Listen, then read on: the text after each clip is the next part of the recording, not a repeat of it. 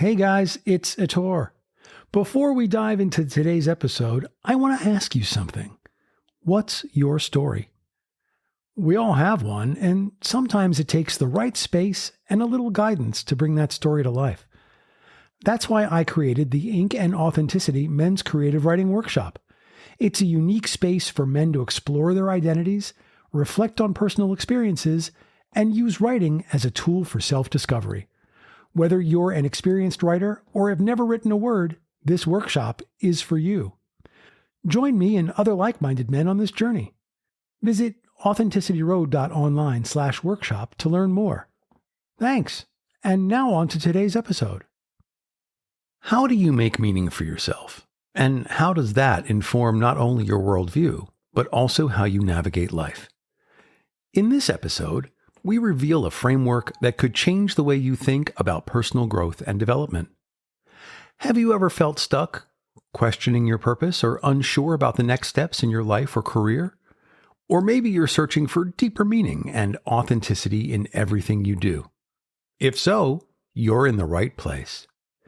Today we're exploring the powerful concept of vertical development, a framework that delves into how we make meaning in our lives and how we can move through different stages of adult development to unlock our true potential.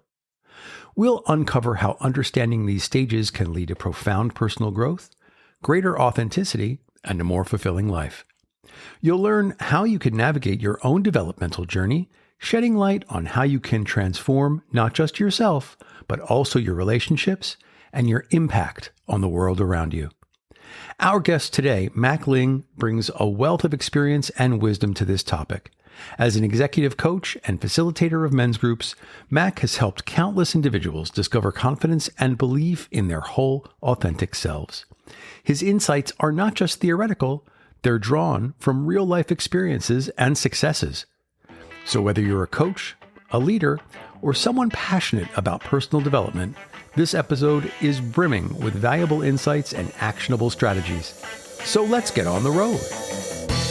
Welcome to the Authenticity Road podcast. We started this podcast to share our stories and hear from others about their adventures in men's work. Join us on the journey to our fully authentic selves, emotional healing, and the meaning of modern masculinity. Here on Authenticity Road.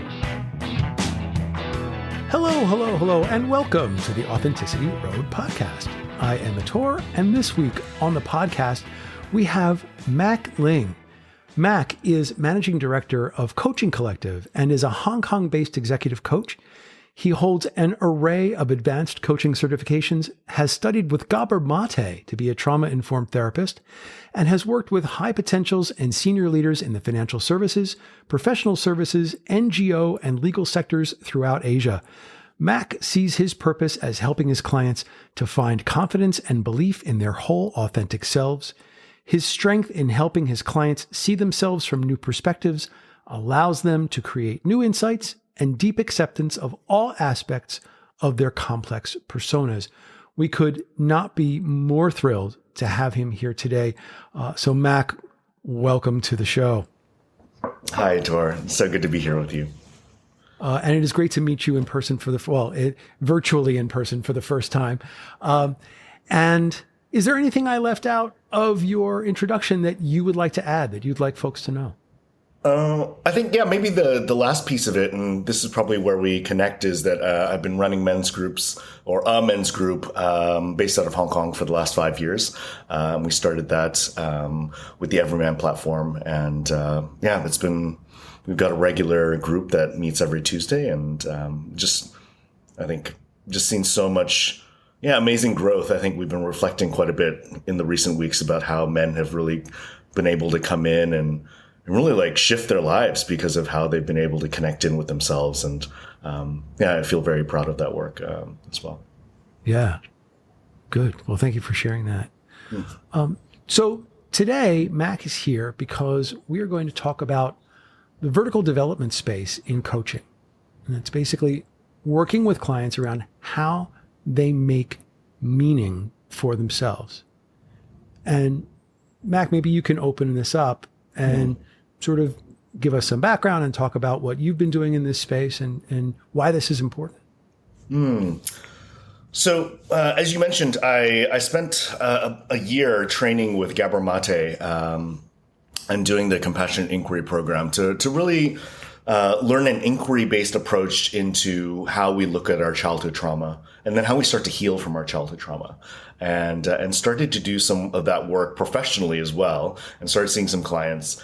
And realized after doing 7 years of coaching, I was like, oh, this like therapy space is really a lot heavier and really more taxing on me as a human being than I think I was quite ready for. And I'd really been playing around with shifting into the healing space.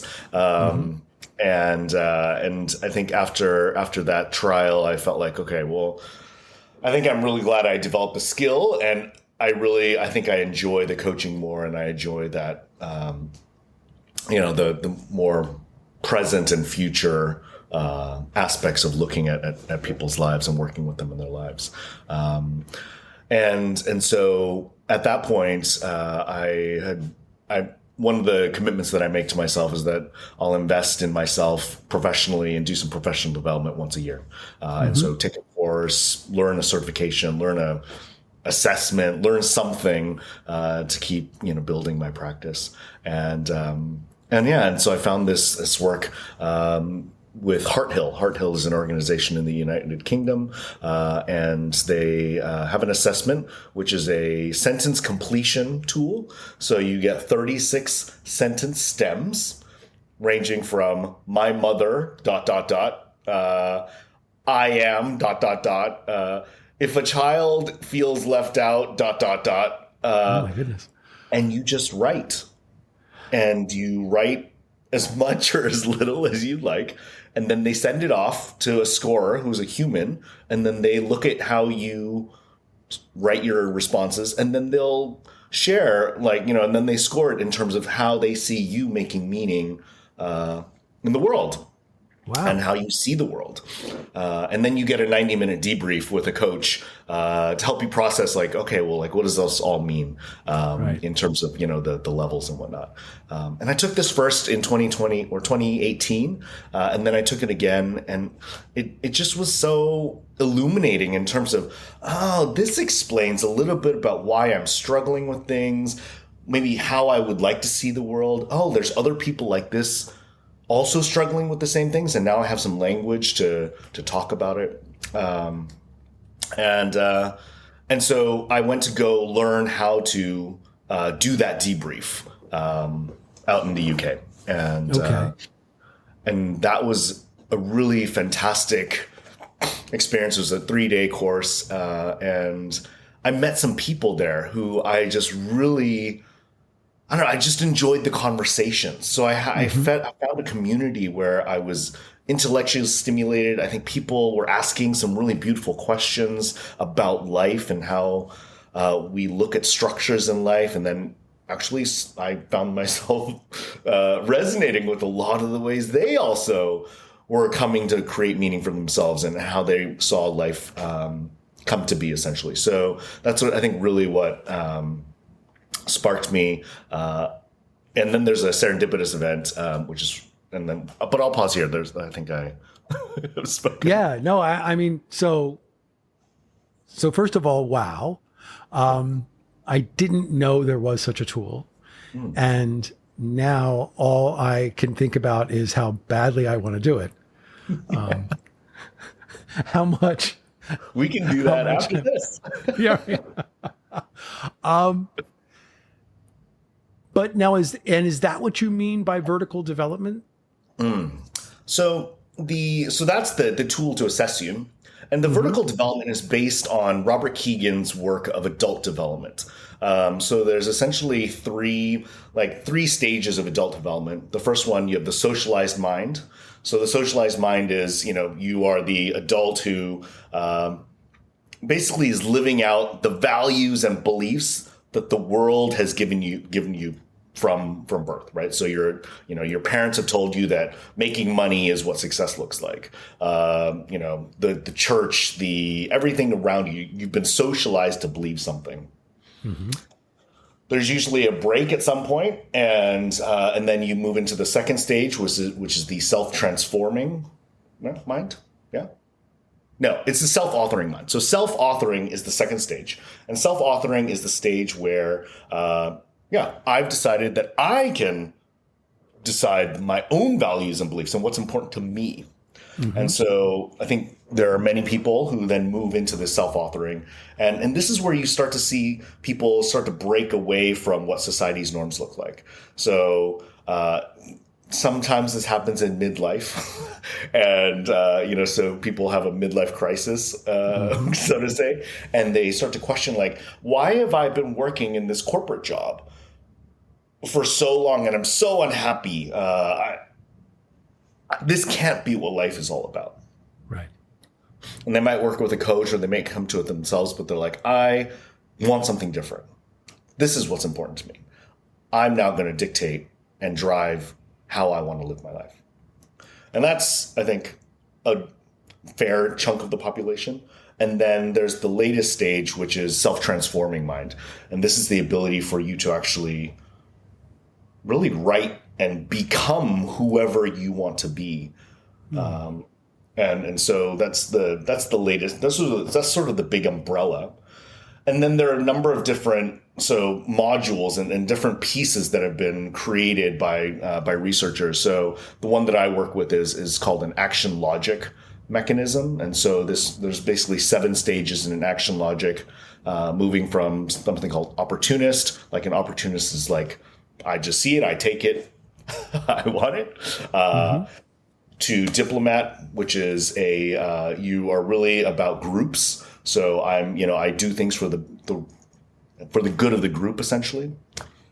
I move to expert, and expert is a later stage where essentially you're saying, I'm going to be an expert, and I start to find self-worth in my ability to be an expert in something. And there's a right and a wrong. Then we move into achiever, and achiever is I understand that there's right and wrong, and actually I'm pushing towards things that I want to achieve, right? So it might be, having all these things, right? And I would say that's within the conventional mindset.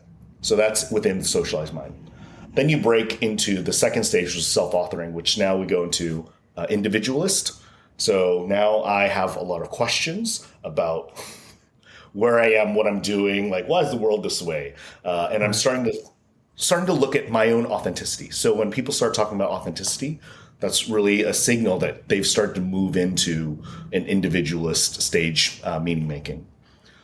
And then we move into strategist. Strategist, whereas the individualist had a lot of questions, the strategist can now see some of the threads and start to create connections between the threads that are open.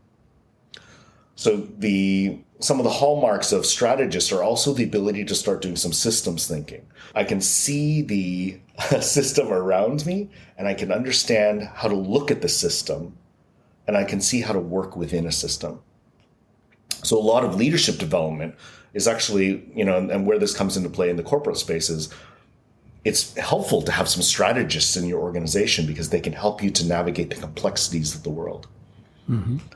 And then at the latest stages, we move into something called alchemist. And this is where you move into self-transforming. It was 1.2% of the population is an alchemist. And this is really where you're now creating systems, moving systems. These are people who have the ability really to see the world from a very stepped back position and then start to build things, create things, and move things around. And I think the last thing I'll say is, and you'll note there's no value judgment in this stage. So you could have a alchemist who's working for their own means, right? And evil means, I'm putting that in air quotes. Right. Or you could have one that's working for the good of society, right? But that there's no value judgment in how they direct their energy or their focus into what they do with the system or how they operate in their own in their own way. Yeah. Wow, that's fascinating. That's a lot. That's a lot. I'm going to have to go back and listen to that a couple of times to get it. But now pull this all together for me. Yeah. So from learning how we find meaning to moving through those stages and finding who we are? Like, what does that look like altogether?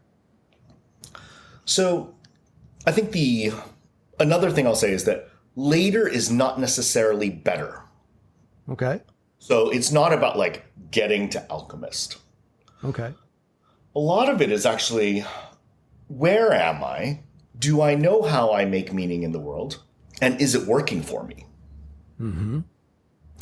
And where I think some of the coaching comes in and where it can be helpful is that I think people, it is on a spectrum. So actually there can be parts of our understanding that are at a later stage. So like, let's say, I don't know, we'll do this, how I perceive, connections and relationships and how I see myself could be at like an individualist meaning making.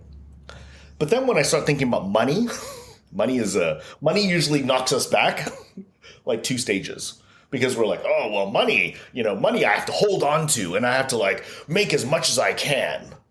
That's interesting. But haven't you started to question the value of money? You're like, yes. But I still have to like make as much as I can for something. Right. Because it's what I've known. My parents told me that money will make you happy. Right. So it can be helpful to look at ourselves and, I think, in some of the work that you do, right, it's just good to have the awareness of like, oh, that's interesting.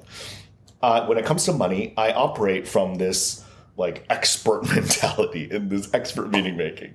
And I don't really like that. So there's, developmental practices that we can use to help us to start to think about, okay, like what is my relationship with money?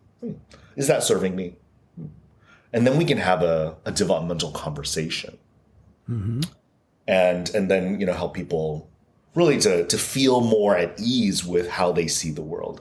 So I think that's a big piece of it is, for in the leadership space, we're saying, hey, it's probably more helpful for us if we're evaluating and looking at how some of our leaders are working.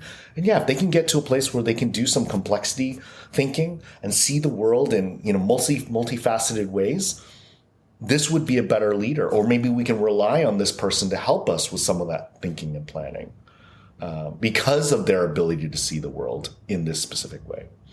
Right. You can see if I'm an achiever, like, I'm probably very good at my sales job. I might not be as good at the like, what are we going to do in the next 10 years? Mm-hmm. And it's not to say that I can't do the strategic planning, but it's just my ability to manage complexity is probably lesser than someone who is a little bit later stage meaning making. So from an organizational perspective, there's really value can be brought by people in all of these stages. Yes, absolutely. Absolutely. So a balanced organization would have folks from all different stages. Yes. Yeah. Right. So, I mean, one of the clients that we work with is like a medical services company, right? And you don't really want doctors who are individualists, right? Who are like asking questions like, well, what if I didn't do this thing? Or, you want a doctor who's really still seated in their expert, like I'm looking for the best way to do a heart transplant rather than questioning Right. while he's open heart. Like, I don't know, like this doesn't really need to be here, does it? Yeah. Yeah. So at different areas, you want different types of people, or at least, and it's not like it's a shoebox, but it helps for them to be able to be seated and really like, to have a full part of that meaning making closed, essentially. Right. Well, and as you pointed out, folks can be at different stages around different things. Right. No one is all one thing. Exactly.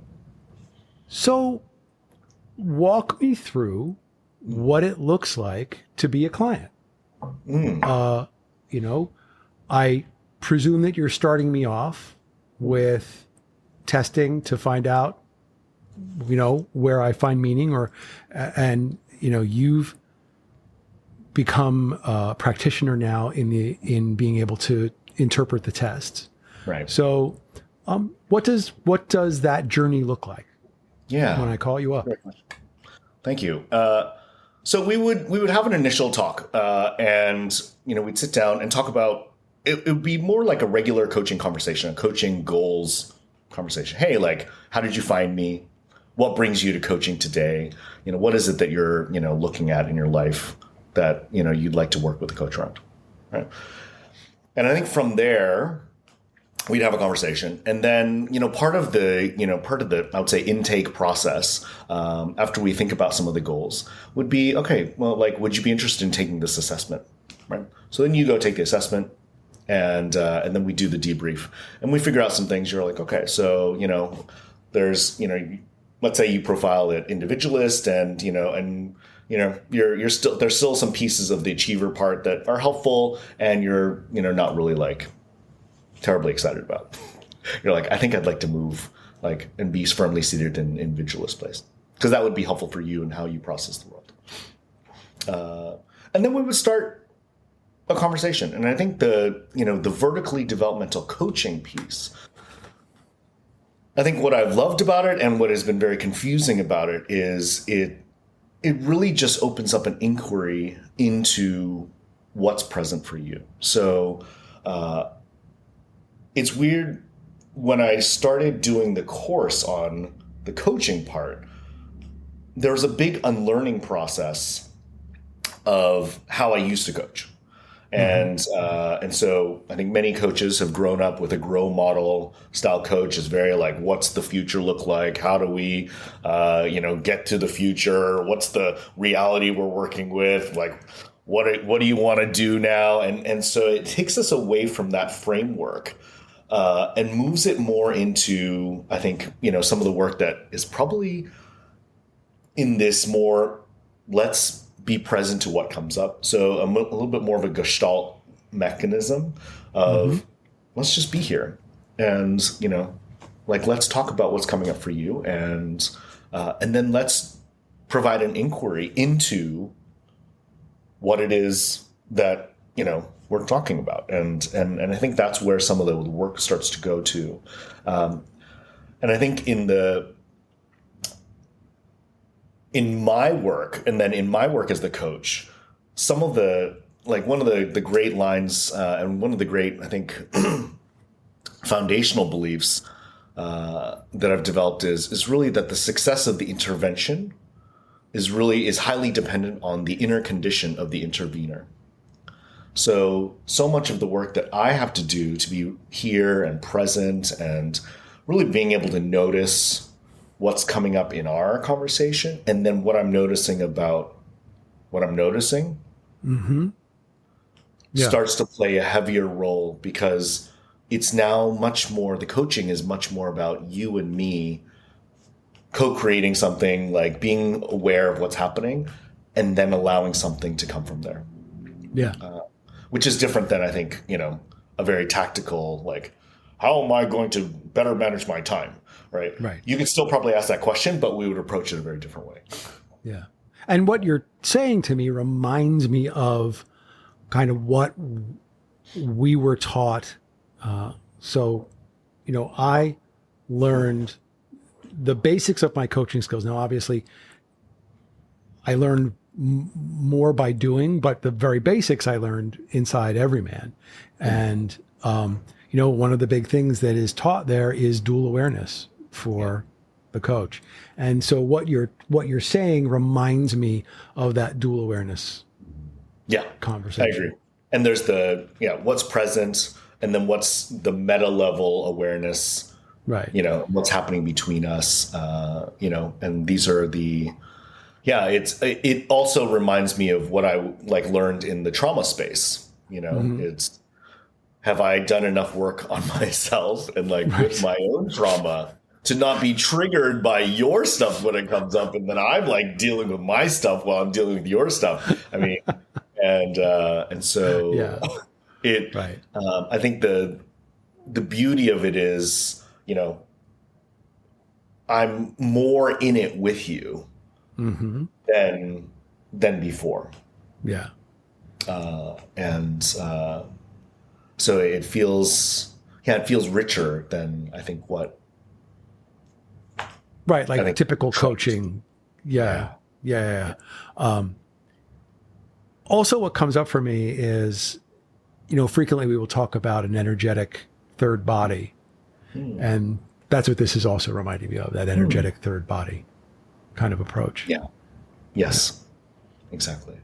And so it's funny when you talk about that. I'm like, so that's hard to like communicate to people. Like, I was like, well, we're gonna like bring in this energetic third body into our conversation. People are like, what? Yeah. No, I'm good. Fine. I pass. So when you first started doing this, well, even now that you've been doing it for a while, what were some of the surprises for you? What were some of the aha moments along this journey for you? It's definitely, I think there are probably two things. I think my listening has changed again. So, I think as a coach, there is some gear that I think people flip that turns on your coaching listening. And that has changed. So the languaging that I'm listening for is different. And there is now a much greater acceptance of just meeting people where they are, which is different it was weird that I came from a very trauma-informed brain to now this vertical development brain, and I'm like integrating the two now. But the trauma-informed brain was very much like, oh, I want to help this person. I have tools to help you now. I have a first aid kit. So shouldn't everybody want to be helped? And we dive into it. I'm like, well, and then I'll ask them like, oh, well, like, would you like that? Like, do you want help? And they're like, yes. And I was like, okay, well, let's do it. And I think in the flip, I think it's really seeing the person for where they are and seeing the client for where they are. And then some of it is really like, then providing some of that. The funny word is like emancipation, to be that person where they are, when they are. And that has been a big shift, that to see coaching as an emancipatory practice and allowing, I'll use the word authenticity, like allowing themselves to feel more confident, to be who they want to be without the judgment, without the pressure of anybody pushing on that delicate stage, essentially. It's beautiful. I love that you use the word emancipation for this, because what I'm feeling is being able to be your authentic self is the most freeing thing there is. It's the most emancipation you can get, right? And so there's a beauty here in the notion that you're not just helping people find these particular things, but you're also helping them find their freedom. And that's more than worth the price of admission for your coaching services, right? I think so. Yeah. So can you talk at all, and without giving away anyone's private experience or whatever, can you talk at all about some examples of, here are some things that people started with and here's where they ended up with, or this is what, some people's journeys looked like, just to get a better idea of, what folks could expect from this? Yeah. I think there's this one example and one client that I worked with, and I've worked with her for a couple of years. And so it's interesting, in this example of the I have my first aid kit. So when I started with her, I was in this trauma-informed space. So I was like, okay, well, I have, these things that we can work on and with these tools. And so she came to me with some social anxiety, really stressed out about meeting people in person. And so because of the tools that I had, the intervention really focused around, okay, well, let's see where that came from. Let's look at that. What's the story that you're telling yourself? Is there a different way that you can relate to yourself? Can you work with your, inner child monologue? And the work that we do is in the reparenting space, right? Hey, if you could show up for this child who's scared, is afraid of people, doesn't feel safe around people, what would you say to them? How would you talk to that little child, right? And then you, as the adult, as the fully formed adult, can be well, hey, I'll keep you safe. We can do this together. And that was about 2 years ago, I would say. So, we met and I think she did some of that and was able to really move forward and do some things and feel more confident. And then fast forward to last year, maybe 3 months ago, and we were talking about a different thing. And that anxiety is still somewhat present. But I think she showed up at an event, and I think there were some people there might have been some maybe pressure or tension of hey, and some questioning about well, how come I'm not like other people? And doing some comparison. And this is the way I'm operating. And so it's interesting in the lens, I was oh, well, tell me about the way you're operating. What do you love about that? And so what is it that makes you want to operate in the other way? So there's this really the honoring of who she is rather than the need to be hey, I need to come in with this bag of tools. It's just hey, helping her to see herself as she is, as the special person that she is, and to honor those things rather than to be well, we need to find a way to help you heal from those things. Right. Again, air quotes. Right.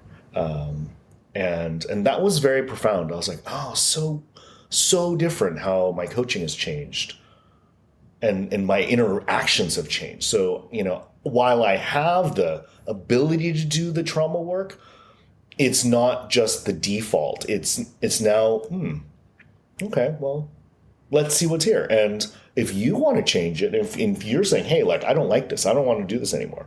Okay. Yeah. We can look at it through that lens. But if you're just I just want to process it, right, it just feels weird being different. You're okay, great. Let's honor that. So I think, and then for her to be able to go out and be wow, okay, yeah, maybe it is okay. Maybe it is okay to be different. And right, I don't have to conform to society and meet, to be the way that everybody else is. Yeah. And then what does that do for her in terms of her confidence? I mean, I've seen her confidence grow just anecdotally, just she's now looking at being a team lead. And doing a coaching skills course, right? And I was wait, that makes you interact with people more. Okay, all right, you do it. And so there's something in the way that she's opening up and really now starting to push her own comfort levels, which I find to be really, very, I don't know, heartwarming to see somebody grow like that. Yeah, that's great. It's a great story. What comes to mind for me as you were telling that was going back to kind of the beginning of the time that you folks worked together. There is a bias in coaching, well, in our kind of coaching and in the work that we do towards trauma. What is your trauma? How do we get to your trauma? How do we, who hurt you? Why, where did this pain begin? Right. When it doesn't always have to go there. It doesn't always have to to start with trauma. Like, it doesn't always have to be about the darkness. Yeah. And that is a bias that I find in these, and I'm going to confine it to men's work because I only work with men. But in these men's workspaces is that there is this bias of, let's go to the dark place first. Yeah. Stay with us. We'll be right back. Hey guys, it's Ator again. Sorry to interrupt the show, but I want to tell you about something I'm really excited about. If you've been listening for a while, you know how important it is to take time for self-reflection and growth. That's exactly why I've created the Ink and Authenticity Men's Creative Writing Workshop. This is a 6-session online workshop designed specifically for men. Whether you're looking to explore your identity, challenge societal expectations, or simply find a creative outlet to process your life, this workshop gives you the space to do that. It's not about being a professional writer. It's about telling your story, digging deep, and connecting with others on the same journey. Each session is filled with prompts and discussions that will help you understand yourself better, all in a supportive and open environment. So if you want a way to write, reflect, and share, join me for Ink and Authenticity. Just visit authenticityroad.online/workshop to learn more and register. Now let's get back to the show.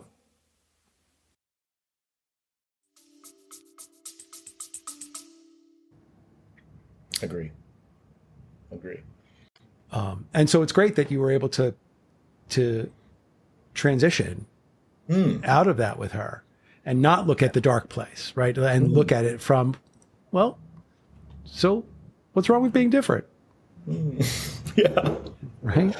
Yeah. It's funny because I think, in the, I'll use the men's workspace too. And one of the rules, right, that we have is like, hey, you're not here to fix people. Right. Because we have a tendency to want to fix people. Right. And fix problems, solve problems, right? Right. Create efficiency, which is in the healthy masculine, right? It's just let's just create efficiencies, smooth everything out. It's fantastic. Yeah. And so part of that is releasing some of that and just being okay, have I come to enough of a peace with balancing my feminine and masculine so that I can sit in the murkiness and just sit in the darkness of I don't know what's going to happen. I'm just here to be here with you. Yeah. And lately I've been saying to people, well, because not that I came from a fixing standpoint, because I always agreed with the agreement that we don't try to fix. Yeah. But lately I've taken asking people, well, so what if you sit in this for a while or sit with this for a while? Don't sit in it, but sit with it. Notice it, pay attention to it, acknowledge it, allow it, but don't wrap yourself up in it like it's a blanket. Right. And what would that be like? And, could you exist with this thing, whatever this thing is, for a while and just carry it around like something you want to look at? Yeah. Right? Yeah. We're not trying to fix. And so that's actually been a pretty helpful tool for me of late. And again, like I said, I never really indulged in the trying to fix, but I do experience the impulse. Yeah. I'm a guy. Yeah. I want to fix it. That's what we do. That's right. That's right. That's why God put us on the earth to wrench things and saw things and hammer things. Yeah, absolutely. Yeah. Absolutely. And, and I think, what we know from can you sit with it is that it shifts, right? Because it can't stay the same. So once we provide some attention to it, it will shift. And then we can talk about what we notice about the shift, And so it becomes, I think it's so powerful to be able to do that. But you have to also be okay with sitting with their stuff too, right? You're well, geez, I'm sitting with them in their I don't know, anger or their sadness. I'm like, ooh, what am I feeling about their sadness? Well, you bring up an interesting point, because as a coach, I won't say one of the most difficult skills, but one of the earliest skills I feel like I had to develop was recognizing what was mine and what was theirs, and what I had to hold and carry and what I didn't have to hold and carry. And because I left some of my early work in a really dark space because I was carrying their stuff for them or with them. Yeah. Yes. Yeah. And that transference, and that's where the line, I think, between coaching and therapy gets blurred, is that sometimes we're sitting in it with them. Yeah. And how equipped are we, to have our self-care practices? Like, are we in supervision? Are we taking care of ourselves so that we don't just carry those things and then walk into our families and be like, hey, what's happening? Like, I just came out of work and it's terrible. Life is the worst.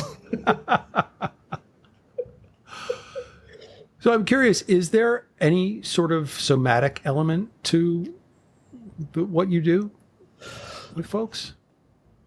I'm probably lighter on the somatic practices than I think a lot of like men's coaches are. I think I've taken some of the somatic work from the trauma informed, but even then, I would say I'm probably less focused there. But the way that I've been taught in the vertical space is a little bit less focused on somatic. There are definitely other schools and other schools of thought in the vertical development space that are more somatic.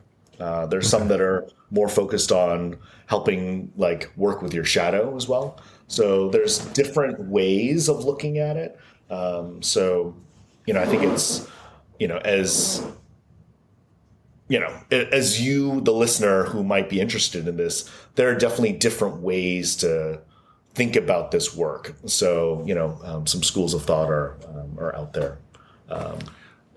So here's a completely wacky question. Why do we call it vertical development? So,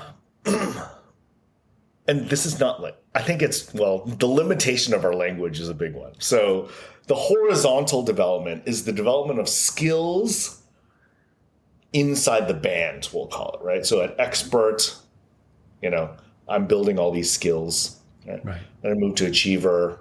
Then I need new skills to broaden my achiever. So it's not fantastic, because it still uses the assumption that up is better than down.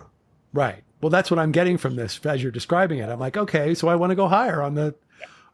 Yeah. Right. So then the achiever in me is like, well, up is better. I've always known that up is good, down is bad. Right. I mean, then we're like heaven good, hell bad.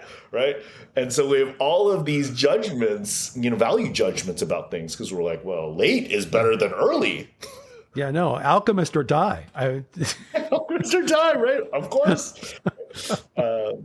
But here's the funny thing. So I work with this organization, and it's a bunch of late stage meaning making people. So a lot of strategists, individualists, but they're a small company. They've been a small company for like 40 years because they don't have enough experts and achievers, or people who are sitting like really heavily in that space, right? So they have little achievers who are like, let's go make the company bigger. Let's go scale the thing, right? So like, you don't need so many people. Like, 5 strategists, not going to do a startup, right? They're like, I don't know, like, what is money?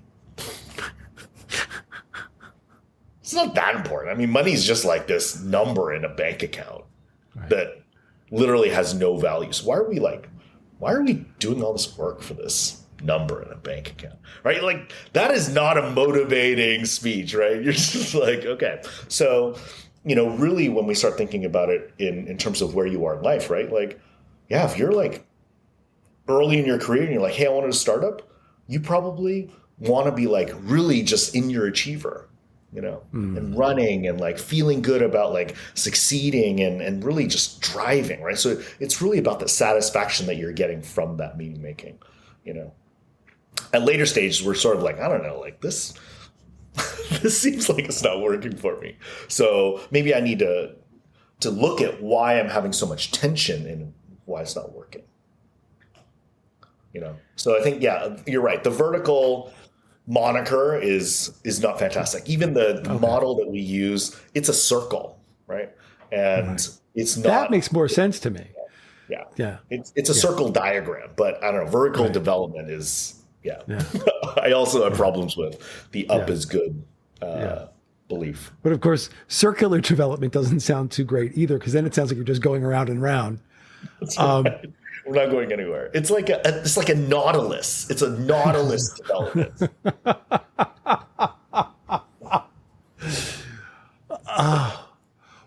So you work with individuals, but do you also work with organizations in helping them determine, here are the candidates we have, here are the candidates we need, this is how we move forward? Is that something that you do?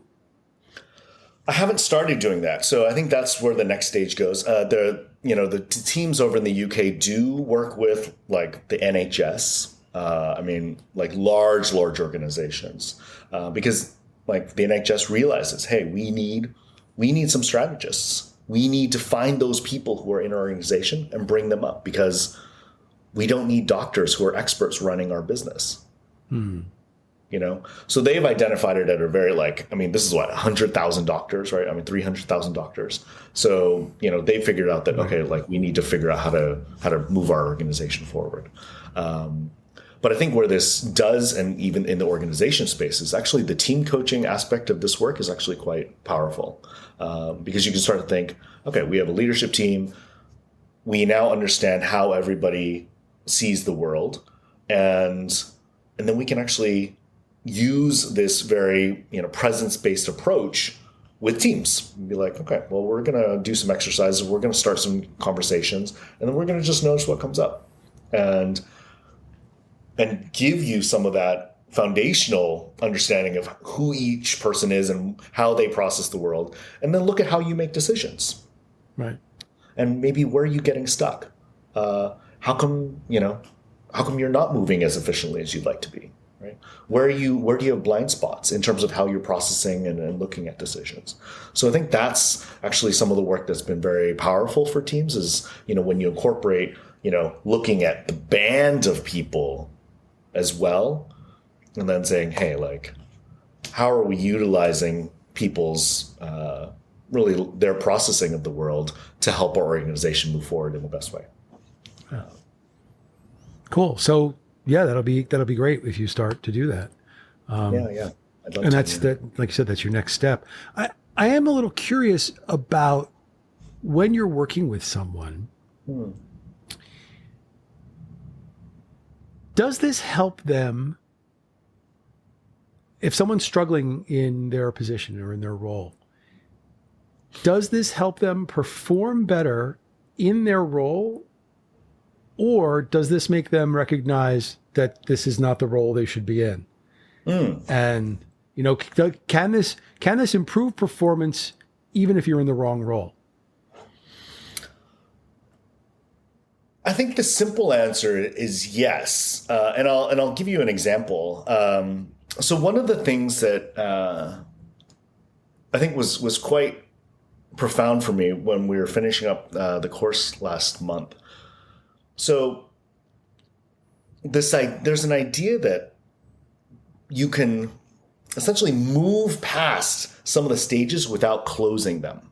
So you can kind of skip past places, right? Where, you're like, well, I didn't get a chance to really feel being an expert, or I didn't feel being an opportunist. So in my case, I think I was raised I'm pretty sure I was raised in a pretty traditional Chinese style. So like, just be quiet, be obedient, listen to what we say. So no, like just running around being crazy, like causing chaos. I think there was some chaos, but those were very limited episodes from what I understand from my mom. So my opportunist is actually underdeveloped. Like, I was not the person who's like, well, I'm hungry. I want to eat it, right? It was never, it's like, you're going to eat what we make you. It's essentially, there was no like, well, I want spaghetti or I want hamburgers. They're like, no. So what's interesting about how that is then translated into my adult life is that my underdeveloped and unclosed opportunist really hurt me in my intimate relationships and in my like romantic relationships, because I wasn't really great at communicating my needs. Mm-hmm. So I would just, what do you want? Everything that you want must be what I want. And I became a partner that wasn't like very healthy because I didn't know what my needs were. I didn't know how to communicate them. So I just subsumed myself into like, well, I will just make everyone happy, right, which is not a great partner, you know? No. So if you take that to the workspace, people who have an unclosed or underdeveloped expert, which is the space where you realize that like, oh, I could be the best at something. I create value from what I do, and I do it in the best way. I know something deep about something. If you don't close that, you end up with imposter syndrome. And I think we've heard that from many people in our space. Mm-hmm.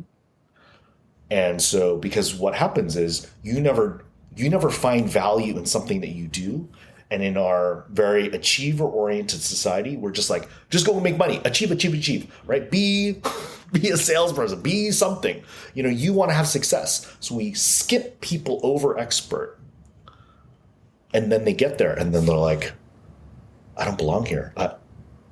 I've never been the best at anything. So why would you pay me to be the CEO? You're like, we just did. You've been named the CEO. You're like, well, I don't know. I think I've just been faking it till I've been making it. And we're like, So you can see how if you get to somebody, you know, where they're like, yeah, I just don't. And then we can talk about their, you know, underdeveloped expert. They're like, okay, well, what are some areas that we can start to like work with you to help you feel like you know something very deep about something and you are the best at this, right? Whether it be like pickling or like, you know, I don't know, you know, carpentry, I don't know, whatever might be outside of your life, you can then use that to help to, you know, essentially to build up this, you know, this need to have an expert inside of you. Right. And how you see the world. Yeah. Yeah. That makes a lot of sense. Yeah. It makes an enormous amount of sense. And I have to say that I love that of all the activities possible in the entire universe, you chose pickling.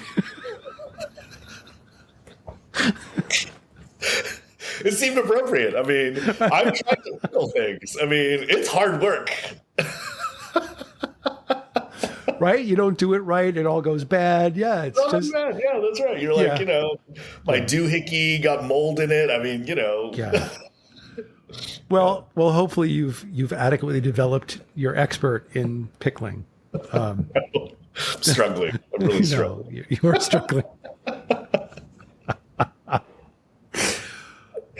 So we have 2 questions that we ask every guest. And since you are on the hot seat, it's your turn. Great. Question number 1 is, what does the word authenticity mean to you?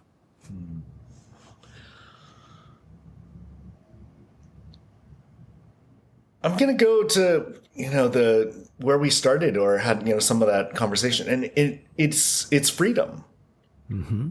It's the freedom to stand in your whole self and to feel strong and to feel acceptance in what I call like the good, bad, the weird, and the ugly. Mm-hmm. And to be proud that you are those things, all of them, and not have to hide them. Yeah. Yeah. The freedom to be good, bad, weird, and ugly. I'll take that. Yeah. That's awesome. Yeah. And what I loved about asking you of all people this question is because it's all over your website. The word authenticity and authentic, it's just everywhere you turn. I think it's even in the little introduction that I did about you, right? About helping people find their whole and authentic selves. And so it was just, even though I asked that question of absolutely everybody, it was particularly applicable to you. Question number 2 is your chance to freestyle.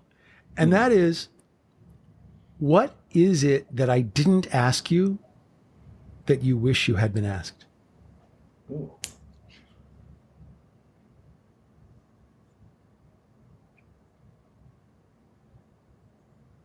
So would you like a question? No. Well, yeah, I mean, you can ask the question, but you have to answer it as well. Okay. I wish you had asked me X, and then you get to answer it. And if you're struggling with that notion, there's another way I can ask that question, and that is, what else is it that we didn't talk about that folks really need to know? Oh, that's helpful. I think, one of the things that I learned over the last few months, and this might make me a little emotional. So we encourage that here. So okay, so go for it. I have cried on this podcast more times than I can count. So don't worry about it.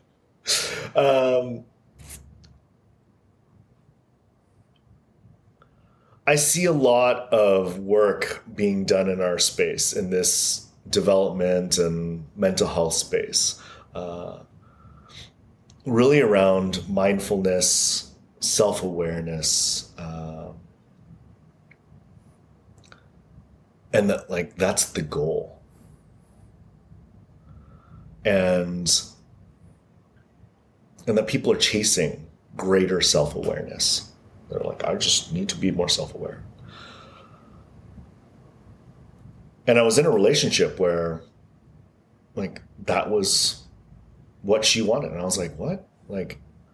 And as I've been in this practice and going through this journey, I have this question of well, self-awareness in service of what? Mindfulness in service of what? Okay, so I can notice myself. So what?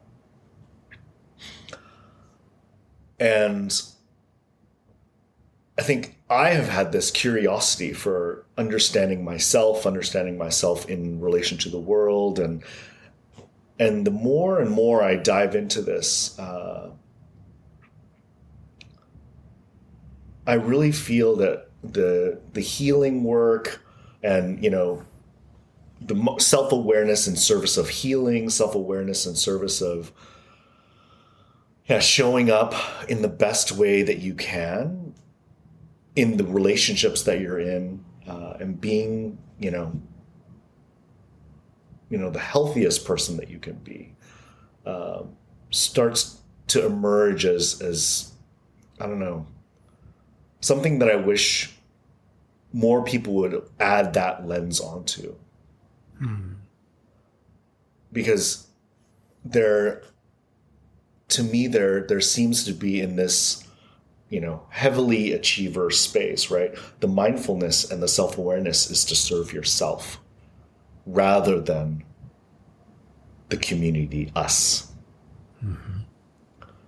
And, so I think if the challenge is, can you expand, and in this, even in this vertical space, right? Can I expand my complexity of thinking to include us outside of just the me?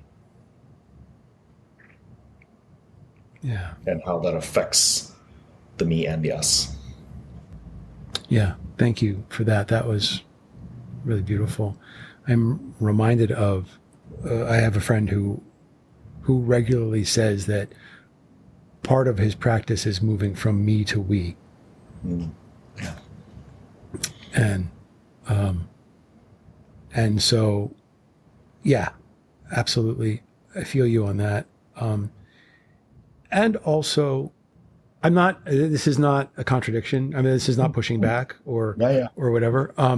But I would also say that I feel like in this search to become, the better versions of ourselves, that I like to think, and maybe I'm wrong about this, but I like to think that inherent in that is I'm doing this so that I can be the better version of me, so that I can be the better version of me with my spouse and for my kids and for my employer and for my community and for my town and my state and my country and my world. And that the circle that as we go into our development, that we create pools of connection so that other people can have that same kind of growth and expansion. And that if we all did this, think of what the world could look like. Yeah. Yes. But right. Exactly. But it's not chasing this for me. Yeah. Yeah. Yeah. Agree. And it's interesting. Like I'll bring back, right. I'm changing the inner condition so that I can go and impact and intervene with others from a healthier place. Yeah. Right. If I'm cloudy and murky inside, when I intervene with you, you're going to become cloudier and murkier. Right. Yeah. And I think that is how it changes, right? That's how society will change. But if we just do it selfishly and we're just like, well, I'm just going to be me so I can like operate fantastically. Right. But I don't share that. Then right. I think we're missing something. Yeah, absolutely. Yeah. No, thank you for bringing that up. Thank you for bringing that to the forefront. That's a beautiful way to bring this to a close. However, before I let you go, how can people reach you if they're interested in learning more about what you do? I know your website is coachingcollective.net. Yep. Is that the best way for people to contact you, or is there something else? Yeah. So I would say the corporate work is at coachingcollective.net. Okay. Individually, I'm at macling.com. Okay. And I'm also on LinkedIn. I think LinkedIn is probably the easiest professional space to get me. But my website has a contact form, so you can send a note. But I'd love to hear from you and have a chat. How about that? You know what? I wasn't, because I did my research before the show. I was not even aware of your macling.com website. Well, there it is. And there it is. And it's a little different. But I just pulled it up, and there you are. There's your bright shining face, right? Smiling right. at us.